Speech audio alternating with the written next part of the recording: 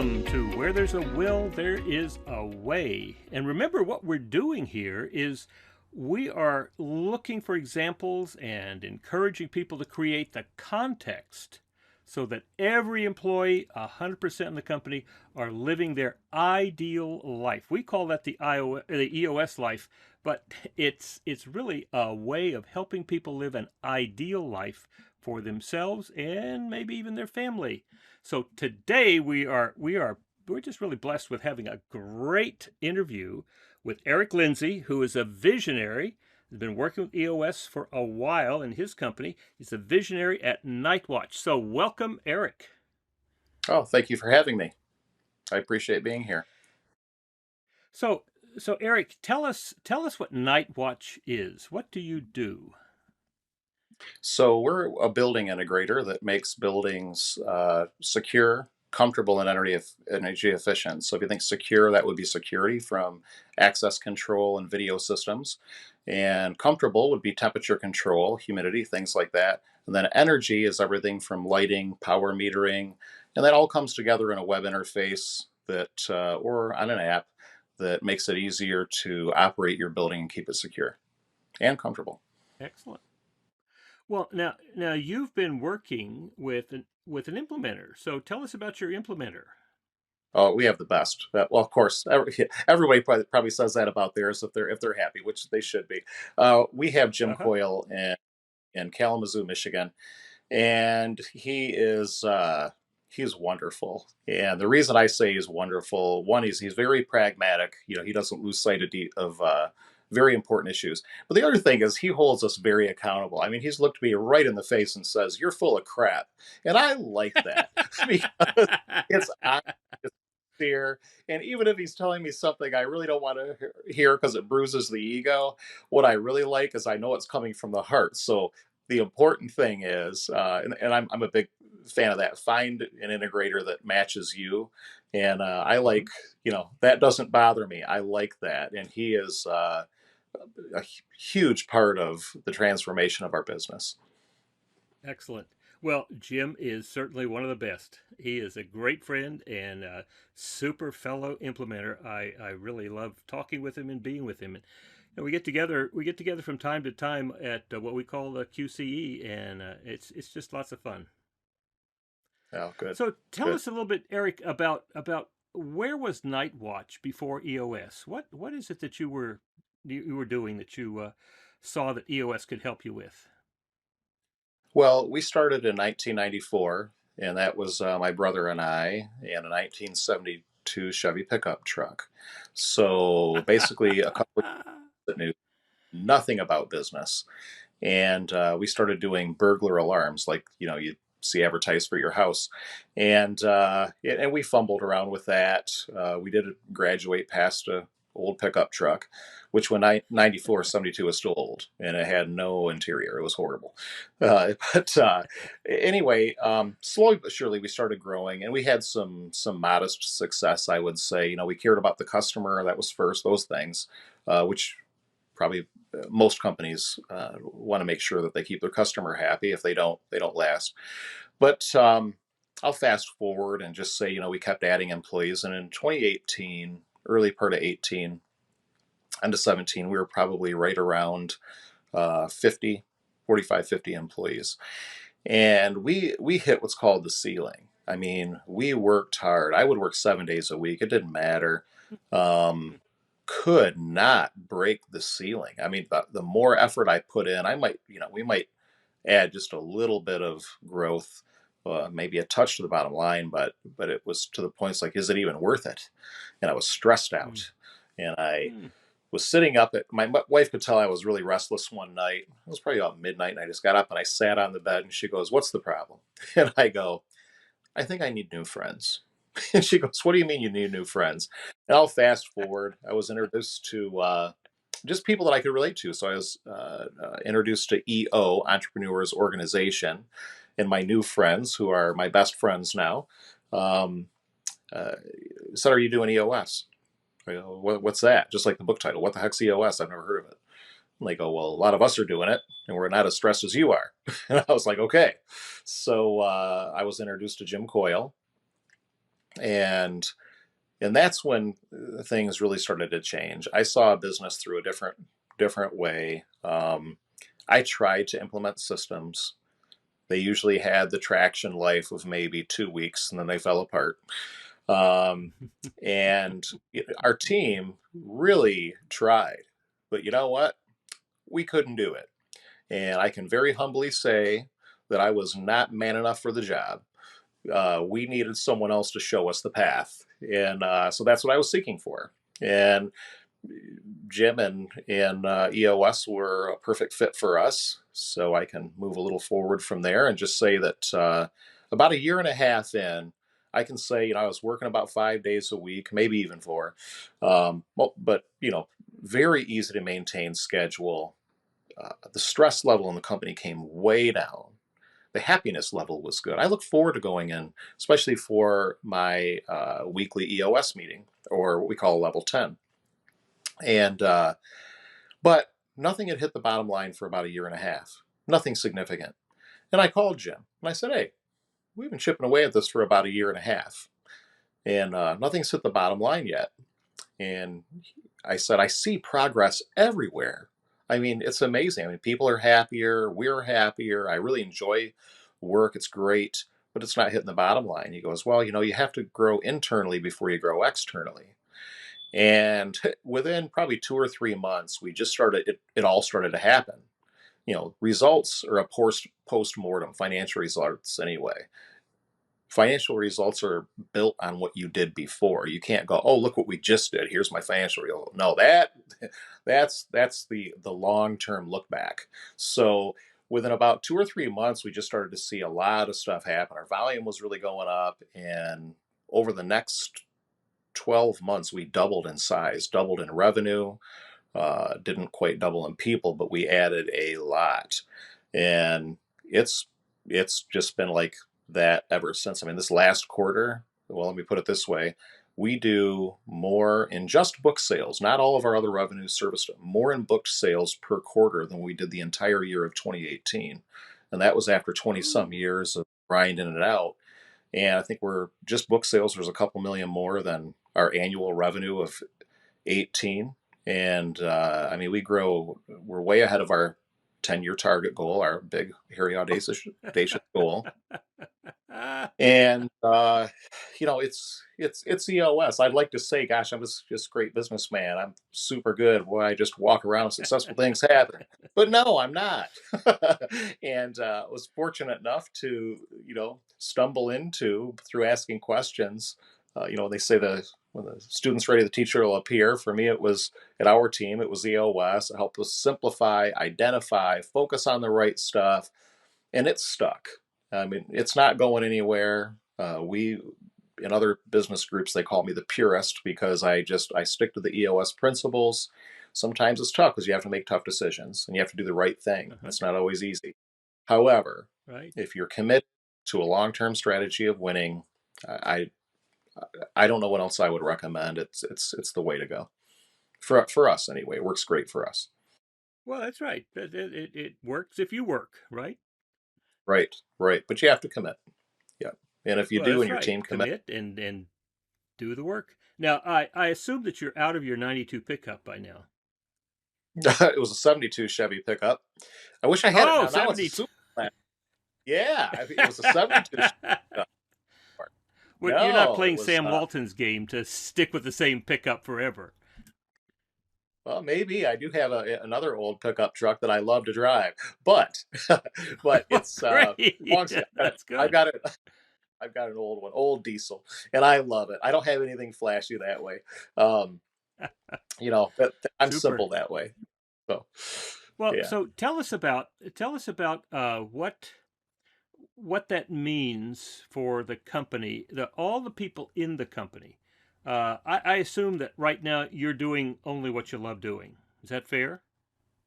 that's fair. You personally, Yes, just doing what you love me doing, and for you're doing it with people that you love.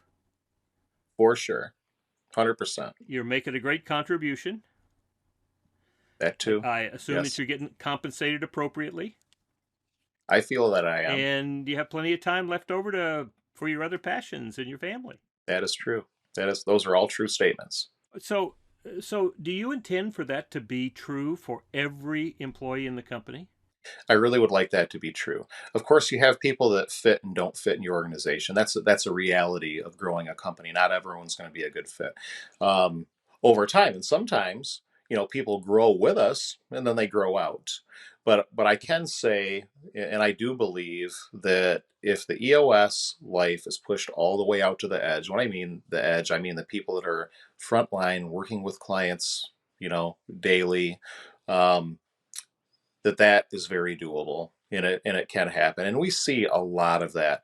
Some of the people in our company, um, they came in and they were making maybe just better than minimum wage, and now they're living very nicely, better than I ever thought I would live.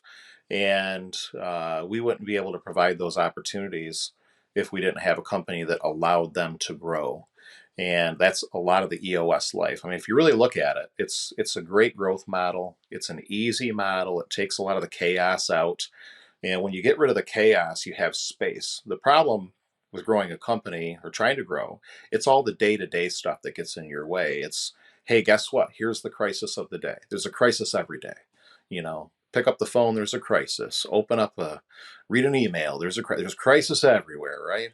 Well, until you systemize, which gets rid of a lot of that, you don't have free space and free time to think and really get the creative juices going and find a great way to focus and move an organization forward. And that happens at every level.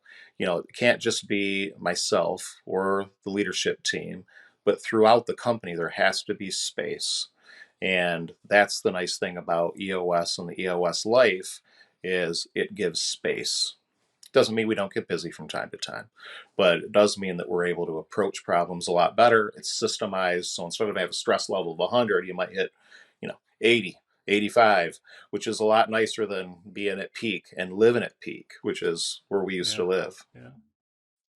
Feel like your head, it's better than running around feeling like your head's exploding, right? Yeah. And the other thing that really just made it easy for us, you tend to carry too much in your head when you're a small business owner. Everything's in your head. Hmm.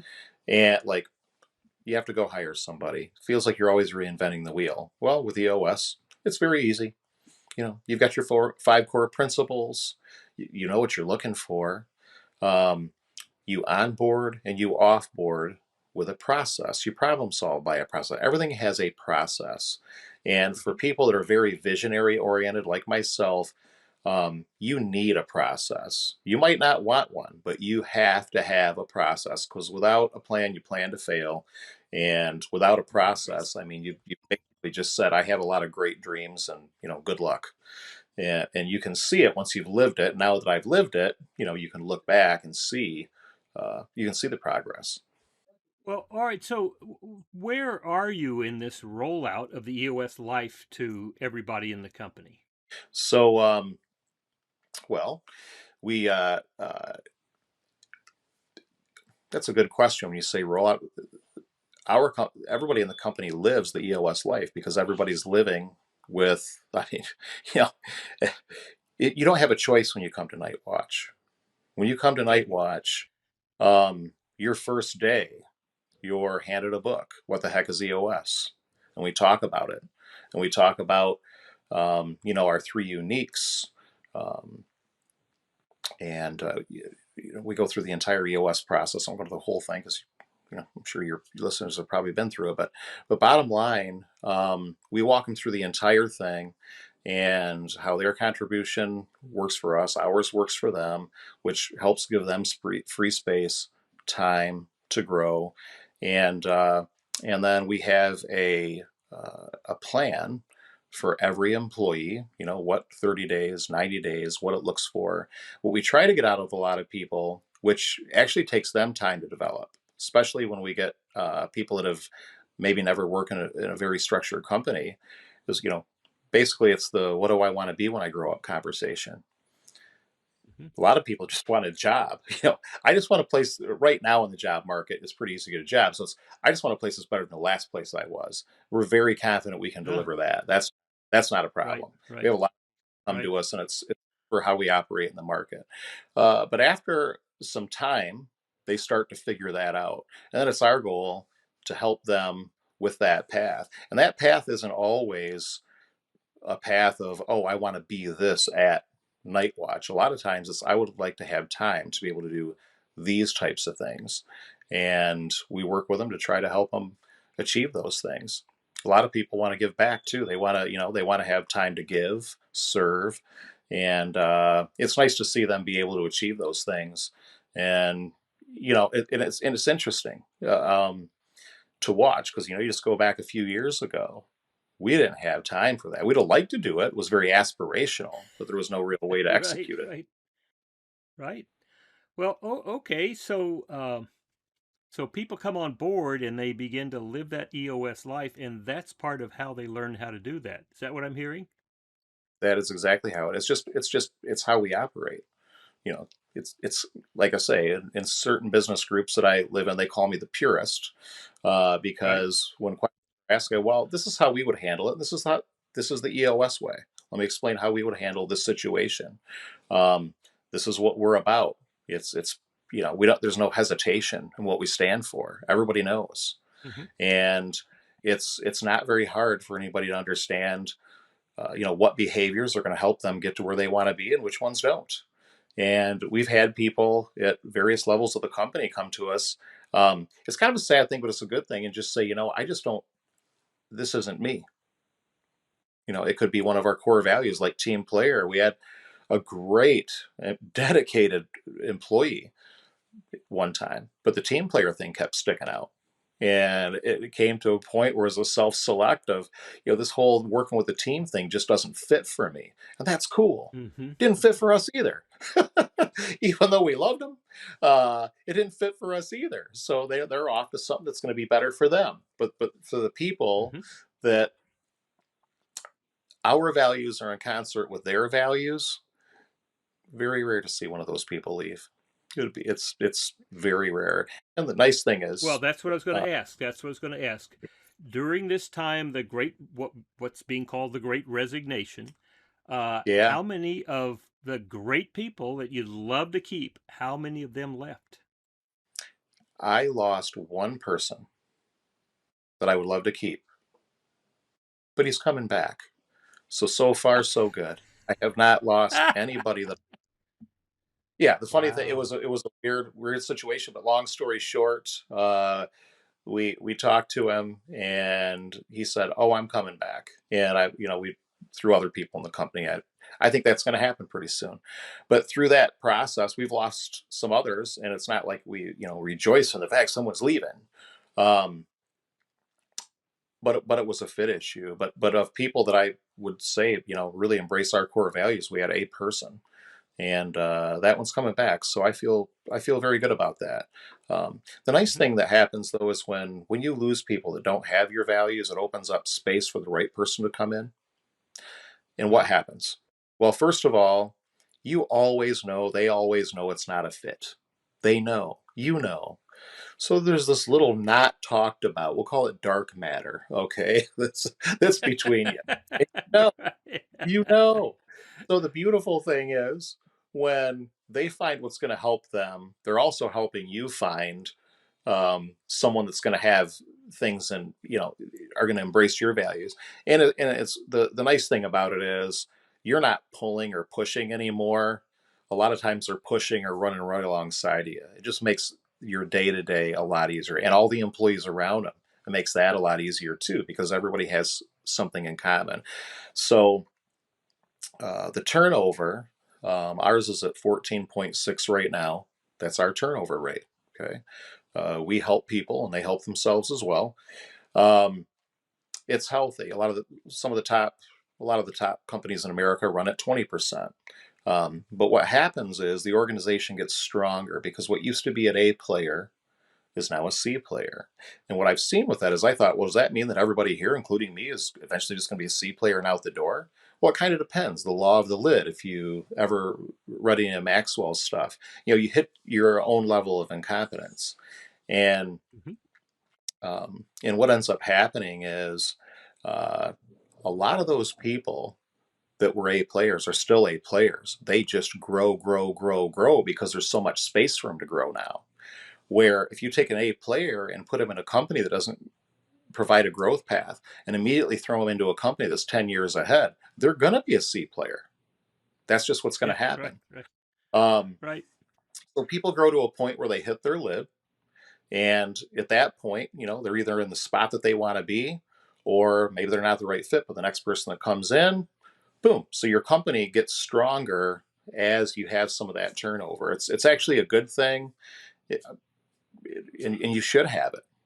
If you're not having a percentage of turnover, you're probably not making tough decisions and avoiding things, and that dark matter's all around you, and it can be Right, pretty bad right. for culture. Yeah. Yeah. Well, so what have you found when you look at other companies who are not using EOS? How do you see them?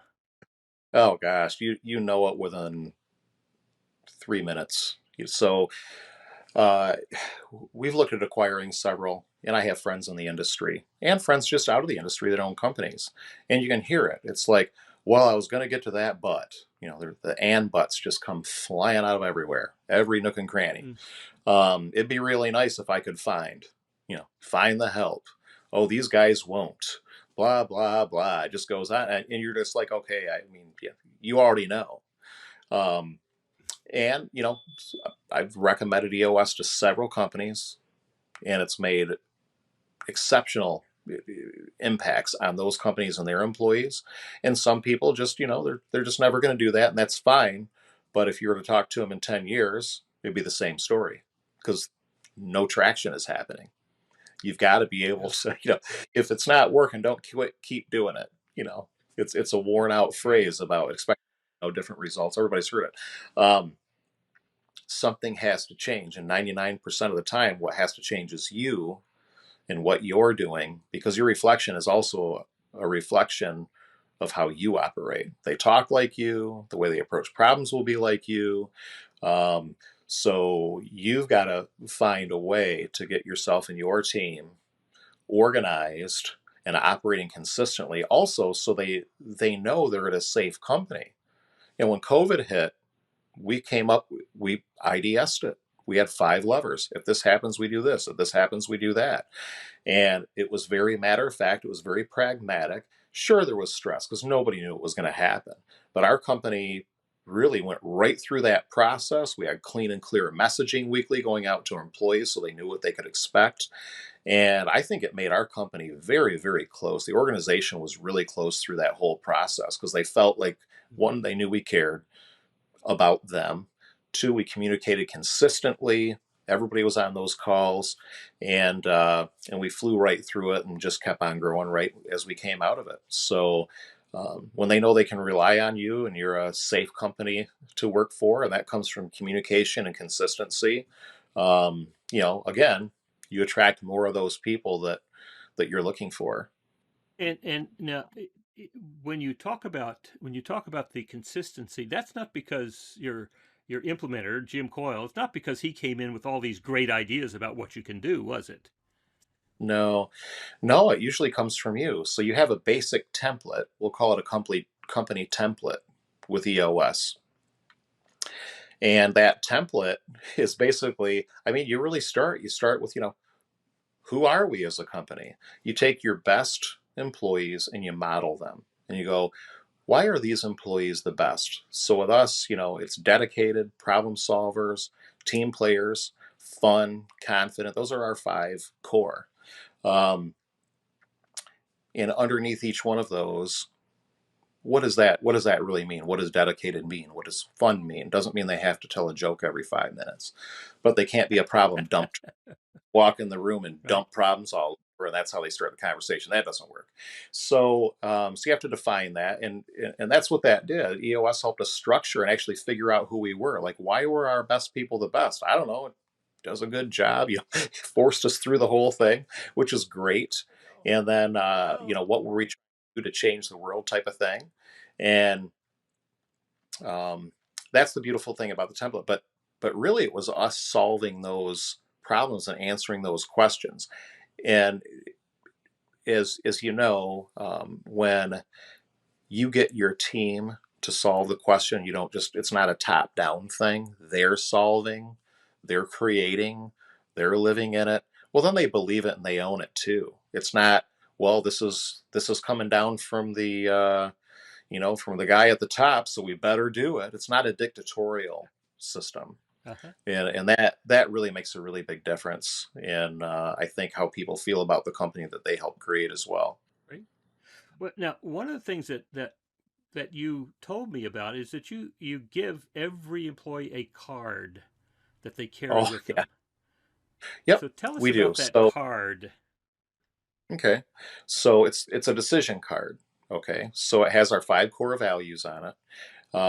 But the big thing that I think gives us a lot of traction is a decision card, and it says, um, basically, you have everybody at every level of the company has the right to make a decision. We trust our people. We wouldn't have hired if we didn't. We don't hire them to put them in a box. We hire them for their beautiful minds, and we want them to solve problems. If we have to solve all the problems, one of us isn't needed, and that's an EOS principle as well. And my grandpa ran a really large company, and he said that. And I asked him, they had over 100,000 employees, and I said, how do you do that? He said, good decision, bad decision, make a decision and move on. I go, what's that mean? He said, indecision will kill you. I go, what if you made the wrong decision? He goes, you use the information you have and you make a decision. But it's better to make a decision and move on than make no decision. That in itself is a decision. And that's a bad decision. It also sends out a bad message. So get it done. And I'm like, okay. So I was asked a question. Eric, I was walking clients through our headquarters. You think I should buy trash bags? This was the question. I was like, wow. And I was irritated. I said, I'm not going to answer that question. And I kept on walking. But it just stuck with me. That I thought, golly, if someone feels like they have to ask me that question, what type of management do we have? Why would you ask that, for something that trivial? So somewhere I had read about someone having a card that people could ask themselves questions. So ours basically says, is it good for the customer? Is it good for the company? Is it ethical? And are you willing to be held accountable for it? If it is, make the decision and move on. If they need to buy a rack for their truck and it's a couple $1,000s, buy the rack. They can beg for forgiveness. That's fine. We don't care. But at the end of the day, having them come to us and ask us a whole bunch of questions, all we're going to do is ask them questions back, and we're going to pretty much go with the decision they would have made anyway, because they have their feet on the ground. They know what's going on out there. So empower them to make decisions. No one's made more bad decisions than Eric Lindsley and my right hand man. We make all kinds of bad decisions. So they can't do any worse, and they have more information available. So, and I think that's been really good for us too, because people know we trust them and we don't ridicule them if they make the wrong decision. If we did that, I'd just look in the mirror all day. So the you got to give them space and just understand that they're learning too, just like we are, and not ever Yeah. use it against them. If you do that, I think you get a lot out of your people too, and the organization Right. can move quickly because I'm not dealing with all these issues that could be dealt with, and my leadership team for the most part isn't dealing with stuff that people are perfectly capable of doing. They just need to know it's okay, and they're not going to get in trouble for making a decision even if it didn't work out the way they planned. Yeah. So how many hours are you working a week, average? I'm embarrassed. Embarrassed to say. So I go in on Wednesday morning for an hour and a half. That's my level 10, and I might stay after for a little while. That's pretty much my work schedule right now. And then And is the company hitting its numbers? exceeded every goal we ever had just this last quarter. They just came in. EBITDA, EBITDA's going up, So volume going so up. you don't ascribe to the belief that I have to work hard in order to earn all of this goal achievement. I think that anybody that's done EOS would probably say, I really wish I would have done this a long time ago. Because I think I'm going to live a long life, but I don't know how much I took out of it the other way, that is still Uh-huh. residual from all the work that I did before. But no, what I Right. found is my personal belief is that um, you have to create space because that's when your mind works its best. And the more I involve myself with things that are really not for me to be involved in, all I'm doing is communicating indirectly through dark matter to my team. And further down, I don't trust you to make that decision. If you have to get involved in every process, what you're saying is, I don't trust you. I trust my people. I love my people. Now, my people make some mistakes. Everybody does. That's part of the Yeah. process. So the other thing is, and this is a big one. I've seen this for business owners. It's a hard one to fix. Sometimes it's not fixable. Your ego is the most expensive thing you own. Your ego has you buy a house you can't afford, a car you can't afford, all types of things. Your ego can get you into a lot of trouble. The biggest ego problem I see for small business owners is, I have to be the one to go fix it. I have to be the one to sell it. I have to get involved. It's all about me, me, me, me, me. It's a big ego Yeah. thing. You're feeding yourself with that ego that'll never be fed enough. And Yeah. you're never going to get as Wow. far when it's all about you. And you have to get over Yeah. yourself. You're not as great as you think you are. When you go back in time and you think about a sport you played, you think about a 3-second excerpt of a game. That's all you remember. That one good pitch you threw, that one great pass you caught, whatever it was. The rest of the game, you're probably below average or average. Maybe you're a superstar. But a lot of people glorify all that. Well, then what they do is they apply that to all the employees they have at their company. And, oh, I got to get involved, because I'm the superstar, because I did something really good one day, you know. And unfortunately, what they do is they create a mechanism where everybody knows they just need to go to you. Where's your space? Where's your Yeah. open time? When do you have time to be Right. creative and solve problems and actually be in a good mood because you're not so busy to talk to somebody? You got to Right. create that space. And the big issue I see is ego. It gets in the way. That's wonderful. That's great. This has been a wonderful conversation, Eric. Just wonderful. And at some point, I want to have a chance to talk with some of the people in your company and hear That would be from great. deeper down in the organization what means to them. I think that's going to be a lot of fun. A lot of fun. Yeah. Is there anything else? If you had a microphone, and you could talk to CEOs who are, running around with their hair on fire, their head feels like it's going to explode. They're working way over 40 hours a week. What would you tell them? I really do believe that what we were talking about earlier about putting a lid on people's potential by trying to get involved and solve all their problems and not giving them an opportunity.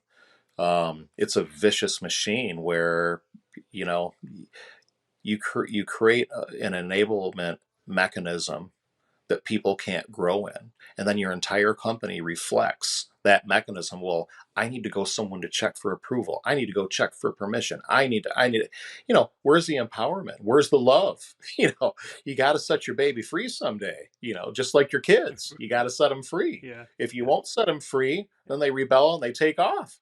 So, my Nana used to say, and it's the same thing as relationships and business. Love is like water. If you keep your hand open, it'll always be there. But when you squeeze it, it all goes away. Yeah. You got to open up. You got to allow them to grow. And then by them growing, you're growing as well. And everything works in harmony that way. And I can say it very confidently because I've lived it and I see it plain as day. I never could have had this conversation and seen it 5 years ago. Wouldn't have happened. Wow, amazing. Just amazing. Well, Gino Wickman, uh, talks about he talking about the way that people are relating. These last couple of years, he's been saying you really have to let the love out because that's what we're doing is learning how to Yeah. love while we're in business. Yes, that is true. Definitely. Uh, That's great. Thank you so much, Eric. Now, I want you to stick around for a little bit, but thank you so much for being with us. And, what we're doing here is sharing with the rest of the world, other CEOs, founders, presidents, owners, this whole picture of how you can set the table, create the context for everybody in your organization, including yourself, being able to live that ideal life where you're doing what you love doing with people that you love. You're making a great contribution, making the world a better place. You're being compensated appropriately, and then having plenty of time left over for your other passions and your family. That's what we do at EOS. That's what we're talking about over and over again. So thanks so much, Eric, for being with us.